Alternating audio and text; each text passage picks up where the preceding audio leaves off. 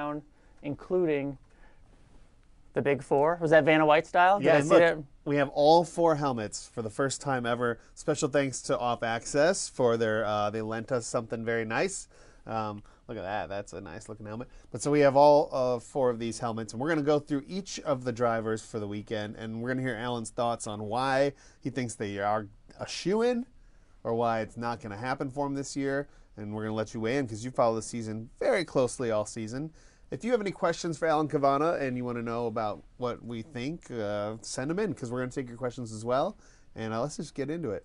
This coming up is we're finally here. After all the races, all the craziness, we are at the finale. And I want to start with Kevin Harvick. Okay, well, first, I mean, this is just the best field we've ever had in this playoff format, bar none, really. I mean, you go back and you look at the elimination era, if you go back to 2014 and each of these guys has a win. Kyle Busch, Martin Truex Jr., Kevin Harvick all have a win in this Homestead race. Joey Logano's now, this will be his 3rd time there. This is the best field for a championship race we've had, and that's what makes this awesome. And I think Kevin Harvick wins. I mean, I picked him at the beginning of the playoff. I can't switch now. Because you'd accuse me of being a jerk. But why Kevin Harvick? Because he's so fast. He's so fast. He's got the speed. He's got the attitude. He's got the screw you-ness of that penalty behind him. Yep. We're going to put it on the scoreboard. And they've just dominated these type of tracks, sheer speed. They clearly know how to work in the gray area and find little things that other teams don't. And he's really good at this track. He's won there before. The last 10 races at Homestead, top 10s. I mean, everything is going for Kevin Harvick. I think it's his race on Sunday. There's still a lot of practice to go through on Friday and Saturday, but I think he goes in as the favorite. Okay, so that's very solid argument for why this could happen. I could see it happening as well. His season has been. We will talk about this year for the rest of the time we talk about Kevin Harvick. It's been arguably the best season of his career, right? Yeah. I mean, well, he's got to end with a championship. All right. If without the title, it's not the best year of his career. How about Kyle Busch? I know there's a lot of Kyle Busch fans out there. Just coming off a strong weekend in Phoenix. Why do you think there's a chance that we'll see Kyle Busch crowned champion? Momentum. If you believe in that, that's a real thing. He's one that can win races. Like, he has not had the same speed as Martin Truex Jr. and Kevin Harvick all year, but he has been able to find the winner's circle. He's done it before at Homestead. I don't think he goes in as the favorite, as like he did say in 2015 when he did win the championship. Certainly capable, though, and you can always rely on a Joe Gibbs Racing pit crew. Yeah, I mean, I agree with you on the momentum. I think that's something, right? I mean, we've seen it before, back-to-back wins, including this year for him. So let's continue on. Obviously, we have 2 other drivers to get to. Joey Logano. Joey Logano is no surprise there. I mean, he's no slouch on the racetrack, and he's had a solid season. A little surprise. Someone had to be the 4th, right? We talked about the big 3 all year. Someone had to be the 4th for a while. I mean, you did think it was going to be Brad Keselowski, or Chase Elliott. But look, winning time, when it was time to win, the important time to win, Joey Logano wins in Martinsville, and that puts you at Homestead, and that's all that matters. All the races before that, any crash, any slow speed, any whatever, okay. Joey Logano has gone from not being in the playoff at all last year to now being one of the final 4 at Homestead. 3rd time he's been there. First 2 times ended in just sadness. I mean, really, it came down to a pit stop where it fell off the jack, ended his hopes. The other time, it was him going for the lead, going for the championship, and it was that big Carl Edwards crash, ended Carl Edwards' career essentially, ended Joey Logano's race.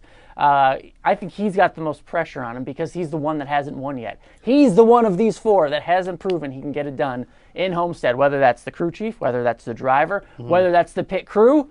He's the one going in with the most pressure. He's shown he's not afraid to do what it takes. Of course not. That's what makes this field so strong, is that he will do whatever it takes. He's pissed off all these 3 before.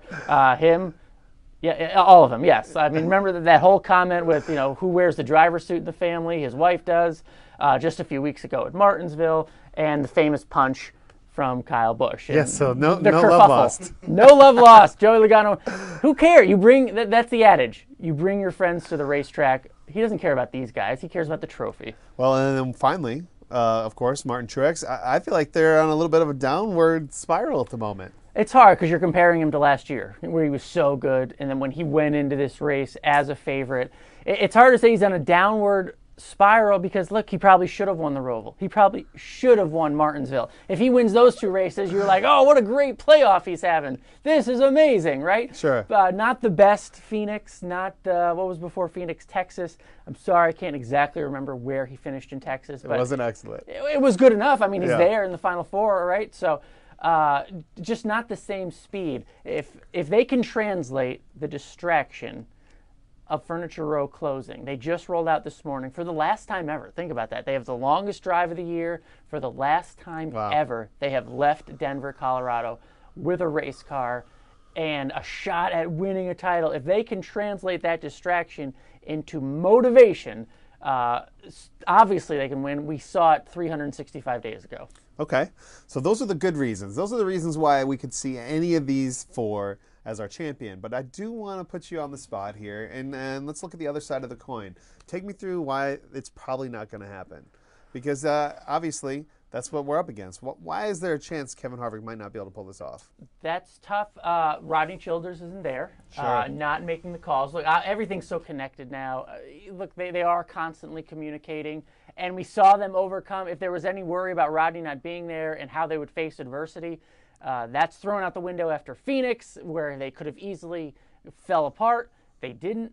That's still a detriment when you don't have your number 1 guy, Rodney Childers. Look, he's the guy for a reason. When he's not there making the shots, calling the shots, Sure. That might be an issue.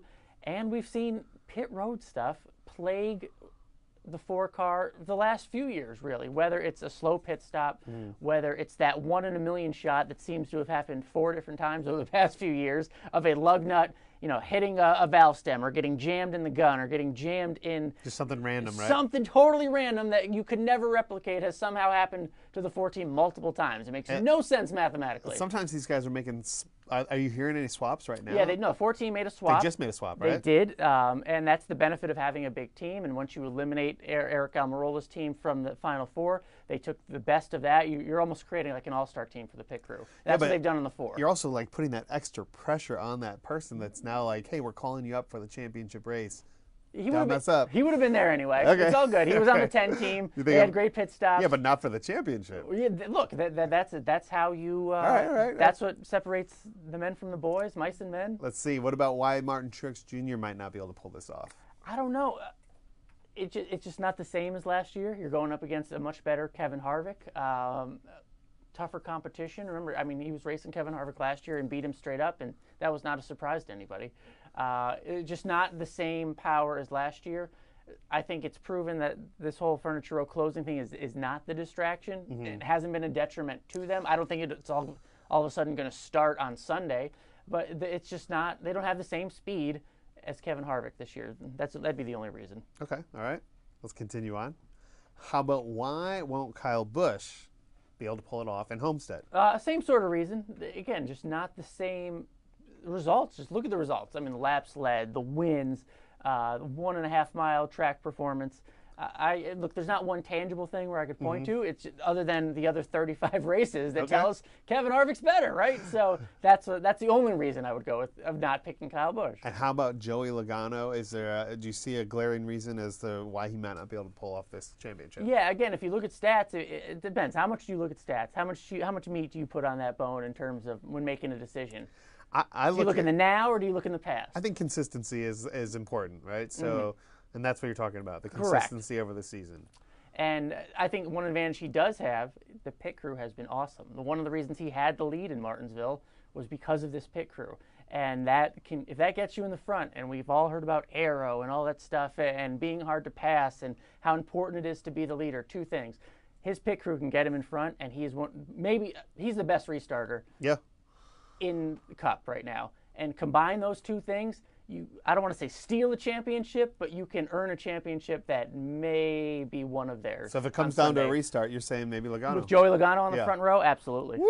I wouldn't bet against it. Let's see what you guys are saying. Obviously, listen, hey, feel free to argue with this guy. That's why he's here. If you have something that you don't agree with, let him hear it right now. And don't forget to hit retweet and share. That would help us out. Tell him all you're wrong. All right, out of the championship four in the Cup Series, which driver winning would give us the best storyline for the sport? So, like Joey's first, Martin mic dropping out of Furniture Row. Like, what? Regardless of who deserves it, what would be the best story? I mean, I personally like Joey's first. Think of all he's done, and at his age, I think he's 28, 29. I don't even think he's 29 yet. Yeah, I mean, just all that he's been in the Cup 10 years already. And if once you get your first, I think that could catapult him, and he'll be doing this for at least another 10 years, if not 13. I think it would be the first of multiple championships for Joey Logano.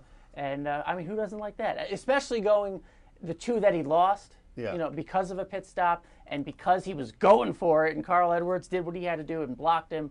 That's why Joey Logano lost that second championship. In theory, I mean, because he was going for it. He was doing everything he had to do. So that redemption story is one I think would be a good one to tell. I like that. What's one of the biggest surprises of 2018 in Cup? I mean, this season in particular, I don't know. It just feels like I feel exhausted. I feel like we've been on a roller coaster. It's been ups and downs and craziness. But when you look back at it, what has been a big surprise for you? A little bit of a passing of the torch. Look who hasn't won. Yeah. Denny Hamlin. Jimmy Johnson. It's crazy. Look who won 3 times. Chase Elliott. Yeah. I mean, we are seeing the natural progression. Not that Jimmy or Denny are out to pasture or anything like that, but for new guys to win, someone can't, right? I mean, that's just how the math works out. So I think we're seeing a natural progression. Chase finally coming into his own. It is very surprising because both Jimmy Johnson and Denny Hamlin are on these,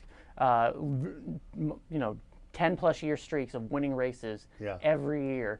And that's really saying something, and their record speaks for itself. But one of them, at least, I mean, Jimmy or Denny could win on Sunday and extend their streak. But it looks like it may end for both of them, which is huge. Is this the worst season of either of their respective careers? Jimmy, by far. Yeah. I would say, Denny. I mean, if you don't win, I guess that's easy. No. What do you guys have to say? Hey, I'm so glad that you guys are asking him the hard questions, though, because this is the kind of stuff we talk about in the hallway. You're kind of getting to see what would happen even if the cameras weren't on. I try. We argue about this stuff literally every week. So I agree with you. I think that was a huge upset almost. I mean, to be dominant for so many years and then to not be able to... It happens in every sport. It happens to everyone. You just never know when, right? But to have no wins, that 48 team... heartbreaking. It's different. You just, because you take it for granted. Yep. You take it for granted how good he is, how good he was, and then when he doesn't win, it's like, what the hell happened? Let's get some more questions in here, you guys, and then we'll get to trucks in just a moment. This one's from James. I don't think either of these guys would be quite this stupid, but he wants to know, is there going to be anything between Martin and Joey this weekend? No. I mean, the only thing that could happen between Martin and Joey would be, less than 5 laps to go, and they're 1 and 2 for the title. That's it. That's it. I mean, you're not going to be stupid early in the race. They talked. Martin talked about winning the war. Well, so did Joey. The war is Sunday. The war is the 400th mile in Homestead. That's the war. Let's say something happens early on in the race to Martin's car. I mean, and then he's got nothing to lose. Could you see him being? I can't. Pissed off and. No, I can't. It's just not in his makeup. I don't think it's in him to do that. I don't think we would see that from Martin. In that, I think they respect each other enough. Hopefully, they've talked. No, I just don't see that. I would be so surprised. But again, Matt Kenseth surprised me with the biggest jerk move in history. So yeah, I mean, is that the biggest jerk move in history? Yeah, that was the worst thing I've probably ever seen in Cup racing. What sets that aside? Because he was laps down. It was super targeted. It was just terribly uncalled for. Joey was the leader. He went out just looking to maim Joey Logano. It's ridiculous. Between that and Carl Edwards in Atlanta when he nearly, damn near killed Brad Keselowski. Again, both with damaged cars. You were doing nothing but going out there targeting another driver. I thought it was unsafe, uncalled for, and it made me question both of their motives. We should do a top 5 biggest jerk moves. Jerk move, baby. All right, well, let's get to some trucks. We had the truck guys here yesterday. I love these dudes. They're very open about how they feel about each other, which was surprising. But I like that we have a veteran, and then we got these 3 like pups, basically, right? I mean, Literally half the age of Johnny Sauter. Brett Moffitt is the story of the year, in my opinion. But I want to ask you the biggest surprise in trucks of 2018. Ooh, good question. Again, another guy that struggled. Matt Crafton. Matt Crafton, no wins. He struggled for a long time and not advancing to the Final Four, which I think is the spot that he's very comfortable with. Also, I mean, I'll give it to Noah, too. Noah should probably have more wins than he does. He was my pick for the championship because he's in Kyle Busch Motorsports equipment. He's got Rudy Fugle as a crew chief. And I think Noah would also tell you this as well, that for all the speed they have. Look at him. I mean, so many poles, Sure. led a lot of laps, but the wins aren't there. And the win, I mean, you have to plan on winning on Friday to get this title. And I can't switch it now, but you know, he's got a second, fourth, whatever. That's not. I don't think it's going to do it on Friday. but the Moffitt story. That is surprising. Comes from like no one even knows if he's going to be there the next week. Correct. That is pretty good. That he keeps winning too. It just makes no sense to me. Everyone is a feel good, and then eventually you got to be like, this guy's just dominating everybody. Like he's not the underdog. Let's talk about it. Why will Moffitt win the title? Or unless you don't think so. No, I just don't know. Because look at what he's done. He can win races, and if it comes to winner, it comes down to winning races. He's never been there in a truck, but he has been there in a cup car. He hopefully can learn. I think he was on the simulator this week. He's a finisher. Exactly. You know, I don't know if I would have picked him to win any race this year if you told me each week. Why would he win this week? I'd be like, I don't know. Everyone's probably so much better. And then he goes out and does it. Yeah. He's there at the end. He's in position. He's a survivor. And the kid's got grit. Again, he keeps doing it, so I don't know why we're surprised, but for some reason we still are every time he wins. All right, let's continue on. How about this guy? Why will Johnny Sauter? I mean, obviously the veteran car. Been there, done that, has all the speed, all the wins, consistency throughout the year, and he's got a great relationship with his crew chief. They've been together a long time, and look, you know, like these four. They're there because they've been there before. Sure. So is Johnny Sauter. The best truck, fastest truck. That's why he's the favorite going in. All right, continuing on. Justin Haley. I talked to him yesterday. I like this kid. He is cool as a cucumber. He was like, well, I don't know. It's another race. We'll see how we do. Yeah, I don't believe that, first of all. I said, are you nervous? Nah, not really. I got to go race, and hopefully, if nothing bad happens, we'll get a good finish or we'll win. That'll be cool. Yeah, well, things fall into their plate. He just has to prove they can be there. He's got a crew chief that is a good young guy, Kevin Bellicourt, and look, they've put themselves in position where if things fall apart in front of them, they are the ones there. They're not going to go out and dominate and lead a bunch of laps and win maybe the first two stages, but if they can be fourth, fifth, and if all goes wrong, which the trucks get very exciting at times. Haley has always been there to pounce, and that's all that matters. Dave Moody always says it doesn't matter how, they just ask you how many you won, whether it's races or championships. Well, then we got to obviously talk about the final. Noah Gragson, not a lot of wins, not a lot of domination, but like you said, he's got speed. Yeah, tons of speed, especially on these 1.5 mile tracks. I keep saying race after race, the KBM speed's going to be there. The KBM speed's going to be there. And it's there, it's just the finishes aren't. So that is going to hurt him if Homestead ends up being a microcosm of the season. Or we could finally see that speed and he goes out and dominates the first two stages and survives a few restarts at the end and easily takes this thing. I mean, no one will be surprised. I mean, that's what the trucks are weird only because in Cup, you almost fully expect, I would bet a lot of money, that the winner of the race will be the champion. Sure. Not so much in truck. I mean, we didn't see it last year. There will be other trucks in that race, like Todd Gill and John Hunter Nemechek. There will be other contenders who could easily go out and beat those four, win the race, and then it's up to the four to just be the highest finisher amongst them. I think that's the best shot at that. We have that on Friday. Let's get another fan question in, if you don't mind, and then we will get to some Brett Moffitt. We still have Brett Moffitt to talk about. Which race this weekend, which series, has the chance to give us the biggest upset champion? Ooh. That's the biggest upset champion. See, I'm going to eliminate the Sunday show because I don't think any of these guys would be an upset, really. I mean, anyone beating Kevin Harvick, I guess, is an upset. Joey Logano winning would technically be an upset. But these are the four best. I give us that. Saturday, let's see. Anybody beating Christopher Bell would be quite the upset, I Yeah. think. I mean, Daniel Hemrick hasn't won any races. Cole Custer, I mean, he's probably been third best. I mean, who do you think has the edge in the Xfinity title? Definitely Christopher Bell. I'll bring this up, but let's debate this. Daniel Hemrick can go out and win a championship without winning a race all season, or it could be the first race he won all season compared to Christopher Bell's like 6 or 7. Yeah.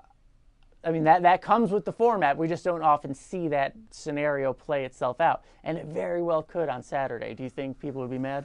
Very mad. Yes. Yeah? 100%. I mean, let us know, obviously, guys, what you think. But I also don't think, there's just not the right, Christopher Bell to me doesn't have the right energy. Right energy. Yeah, it's hard to get He excited has for his lots wins. of checkered flag. All right. Yeah, but like, no, I mean, it's like, oh, good job, dude. Like, You may not like his energy, but he's got a lot of checkered I mean, flags. and then last week, did you hear his quote when he was like, "It's not as much pressure as Chili Bowl." Yes, I agree with him there. But that's not what we want to hear. No. See, no. Look. I give him the look in in midget racing. The Chili Bowl is absolutely the Super Bowl. Yeah. It is 100% the biggest thing you can do in midget racing. In NASCAR, we're talking the Xfinity Series. It's AAA. It's where names are made. He equates, and I bet midget drivers and fans would say this. They equate the Chili Bowl with the Daytona 500. There's 100 cars on the track. It doesn't matter. I'm saying I don't think you can convince a driver of dirt midgets to say something that is AAA version of the sport is somehow equivalent to the Super Bowl. You know what I mean? So you're saying if he was in a higher up series? Correct. I think he would equate the Chili Bowl and the pressure of that with a Cup Homestead race, going for that championship. I think he is fully in the right and deserves no criticism. All right, so that's the one to watch for in Xfinity? Absolutely. Oh, yeah, absolutely. The speed. Look, Hemrick has speed. He just hasn't pulled into victory lane yet. You know, he does a backflip. Hemrick does a backflip that we've never seen. We've seen it when he raced the Legends cars, but between trucks and Xfinity so far, great driver, top 5 guy, but we haven't seen the backflip yet. Imagine if we see it for the first time on Saturday. Very crazy. So that is, what about the biggest surprise of Xfinity? Anybody surprise you this year? I mean, look, Tyler Reddick being in the Final Four, I mean, certainly you've earned it. If you get there through the playoff, you have earned it. Yeah. But that comes with his teammate not being there. Justin Allgaier, I would have picked him as the favorite. Same. To win the title before the playoff, and he's not even at Homestead. That is hugely surprising. Okay, all right, let's continue on. Guys, thank you for tuning in. Obviously, we do want to get to some of the won'ts. Why won't Brett Moffitt win the title in trucks? Small team's going to catch up with him.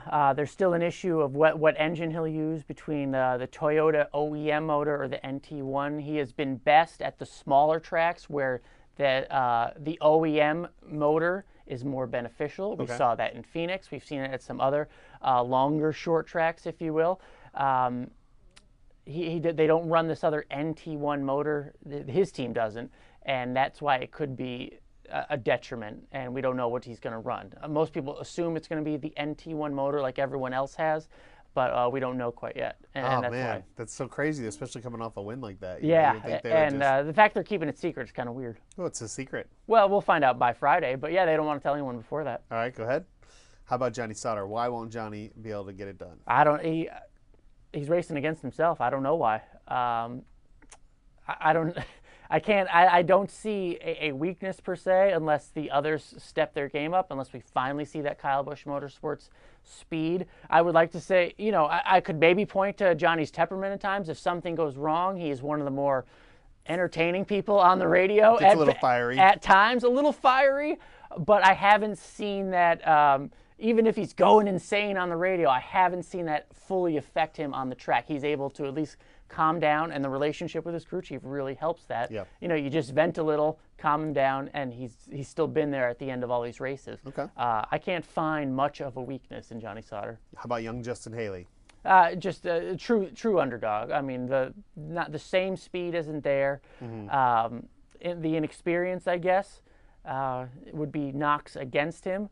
Those would be the two main knocks against him. He's just not one of the fastest 3 and hasn't been all year, but he has found ways to win, and that's all that really matters, right? That's all that matters. It doesn't matter if you're the slowest car all day, as long as you're the first one to the checkered flag. You want to take another fan question? Absolutely. All right. Hit me. All right, let's go to Noah Gregson, and then we'll take the question. Go ahead. Oh. Noah Gregson, let's get that one. No, it hasn't delivered on the speed, right? I mean, if you're making an ingredients list, you would, on how to bake a cake, the winning championship cake, you would throw in KBM speed, you would throw in Rudy Fugle, and everything that bakes into that trophy. And it sounds easy, right? Because we've seen it many times in the past, and just the wins aren't there. So if he can figure out how to win and finish the race, it should be easy. And I think he can do it. It's just a matter of... Well, like you said, it'll be interesting if somebody else wins. Yeah. And then all he's got to do is pull up a top 5. You know? Yep. He's not afraid to send it. The aggression will benefit him at the end. And we know, we've seen that plenty of times, that he's not afraid to send it. He's just got to come out on the winning end of some of these aggressive moves. Yeah. All right, let's get to your questions, guys. Thanks so much. Avery wants to know, who's the best driver in the Cup Series who did not make the championship 4? So is there somebody who deserves to be there but just didn't? Well, happen? yeah, I mean, it's tough. Brad Kay? That's going to be my initial thought was Brad Kay. He was my pick for the 4th. But Chase Elliott really showed up in the playoffs, and he was right there at the end, and probably look, that big wreck. It's almost a close tie between Kurt Busch, Brad Kay, and Chase Elliott, because let's not forget, I mean, Chase Elliott and Brad Keselowski and Kurt Busch were right there at the end, and could have easily been a part of this 4 and knocked Kevin Harvick out. Brad Keselowski, not as much. It just the performance wasn't there as much in the playoff. I was surprised to not see him in the 4. Yeah, I mean, again, I picked a Penske car, and it wasn't Joey Logano because of what we saw throughout much of the season. But you know, that's why we have playoffs, right? Yeah. I mean, you get this reset, and then all of a sudden, someone who's been there before twice is now there again a 3rd time. Well, we know 2019 coming up after we get through this championship, which is just days away. I mean, some of these guys have got to hope for a great turnaround. Who do you think will have the biggest turnaround in 2019? Biggest turnaround in 2019. That means they would have had to disappoint this year. Yeah. So it's got to be Jimmy Johnson. You think right? we'll see Jimmy Johnson bounce back? Sure. I think he bounces back next year with 2 victories. We're already planning on next year. Wow. Well, no, it's just, it's interesting because, like, that's I always wonder how it feels for guys like Denny Hamlin going into the last race of the year. Like, they probably can't wait to get it over with. So they can just, let's try this again. There are Twitter reports too that he's getting a new crew chief. I can't have not independently confirmed that, but I have seen tweets from reputable people who say they are hearing. No, that Mike Wheeler is going to. This is according to tweets on the internet, not reporting. That Mike Wheeler is going to, I believe, the '95 team is what I've read. That's what we're hearing. Unconfirmed, but that would be a significant change. Okay. All right. How about this? Who will be the biggest powerhouse driver and team in 2019? Now, obviously, Chevy struggled hard this year. Yeah. But now we're seeing the new Mustangs coming up too. So, who are you thinking is going to be the big powerhouse to keep an eye on? That's a great question. You think Penske's going to be a front runner? Well, they have to go through a change too with the Mustangs. It'll be the Toyotas not going through a change. Let's see who wins on Sunday. It might very well be Kyle Busch out of the gate. Biggest powerhouse. I'll go with Kyle Busch or Chase Elliott. Really? Yeah, I think this year has been very good to Chase, both obviously getting the wins, learning how to win, and becoming the man. You know, to be the man, you got to beat the man. And over at that Hendrick shop, I mean, we've seen this natural evolution of him getting the 3 wins and elevating himself to 1 spot short of a title shot. All right, that's a great answer there. Let's see.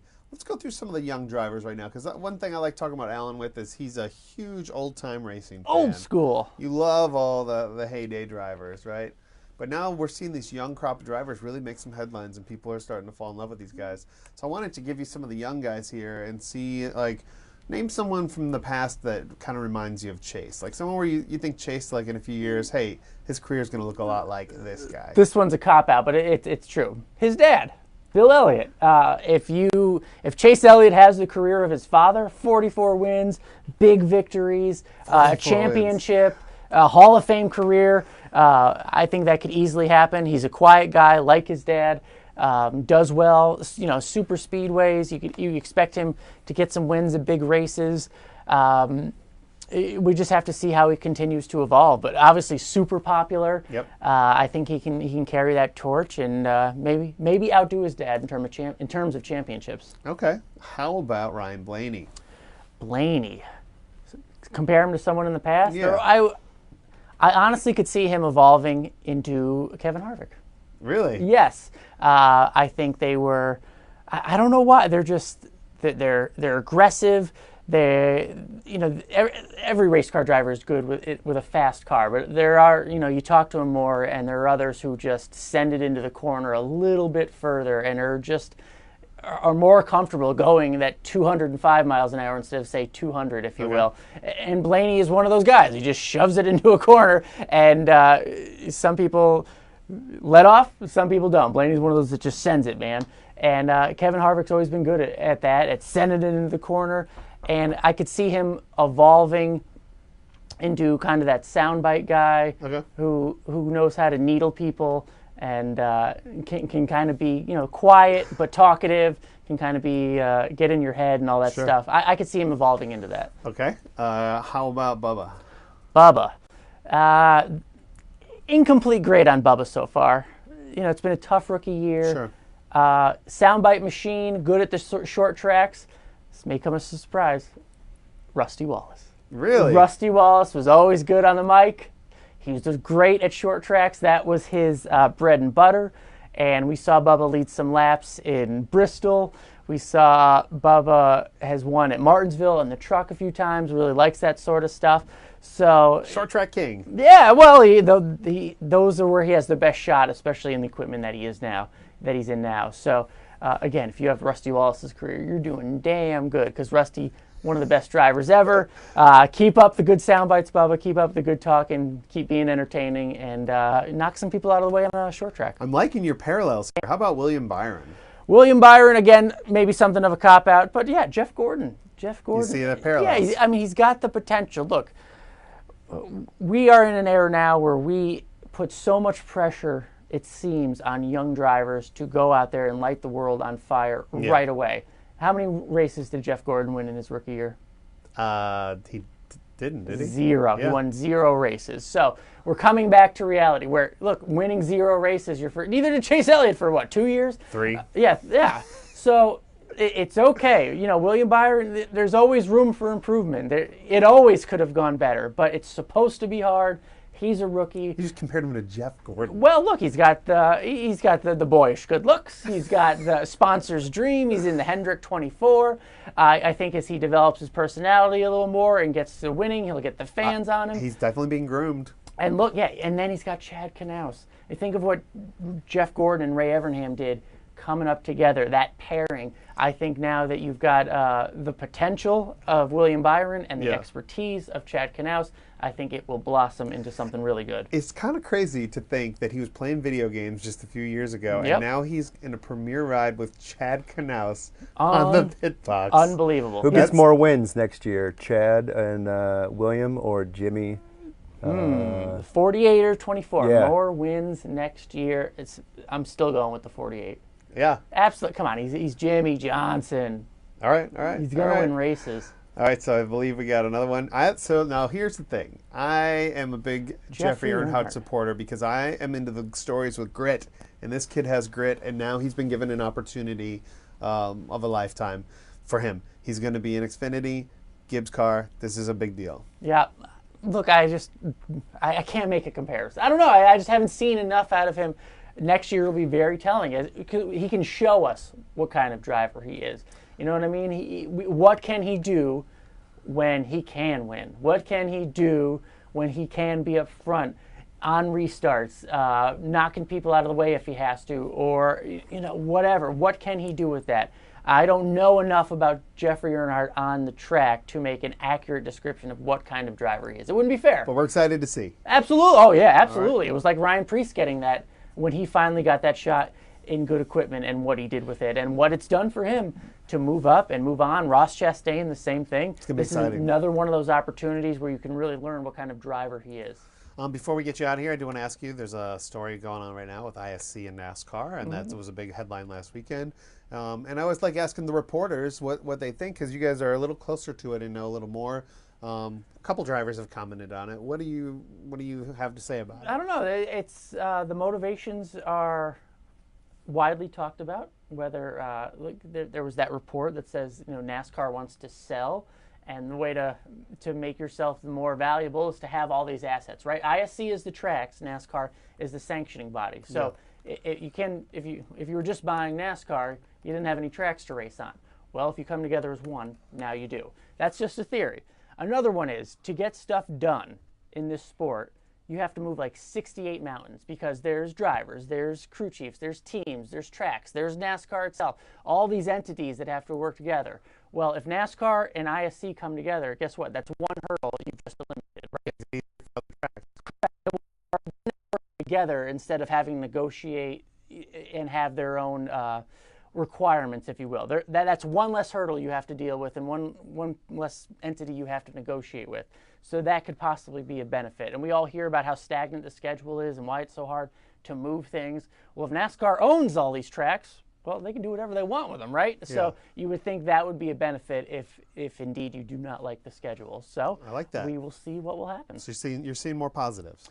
Yeah, I mean, if this helps move things along, if indeed, say, NASCAR is dedicated to moving tracks around and wanting more flexibility in doing that, in combining these two things, they've just eliminated a lot of talking and red tape and barriers because you are now one entity and you don't have to go over to these people and negotiate and start yammering at each other. People. Yeah, well, you know what I mean. It's one less thing to deal with. I like this.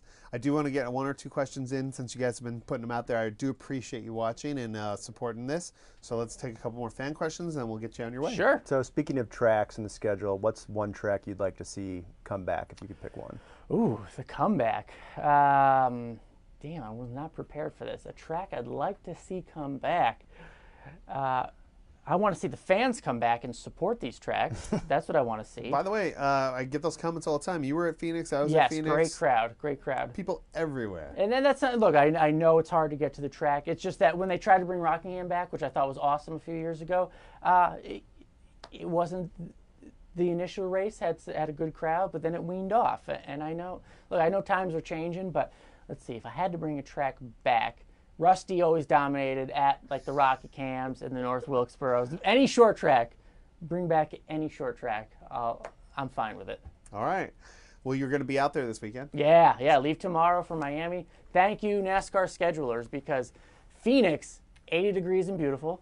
Fly back to Charlotte, 41 degrees and freezing rain, been awful. And I didn't check the weather for Miami. You just assume it's going to be nice there. So we get to eject from Charlotte again, and it's a very busy but positive final 2 weeks of the year. And then it's over. We're already counting down to Daytona in February. Do follow him on Twitter. He provides really great updates all weekend long. I follow your stuff on the weekend, and it's a good way to kind of see what's going on at the track. And actually, you tweet during the race as well. Yeah, I try, especially the Cup race. We'll have, let's see, we'll start with the truck race. The championship will be crowned. I'll be down there on pit road. Saturday, I'll tweet during the Xfinity Championship race what I'm hearing on the radio if you'd like to follow along there. And same thing on Sunday. After race day, championship edition of race day, 90 minutes. We've got all 4 drivers on the show. It's going to be awesome. And then I'll tweet during the race, and we'll have a lot of post-race coverage on Race Hub next Monday. It's all there, baby. Who will it be?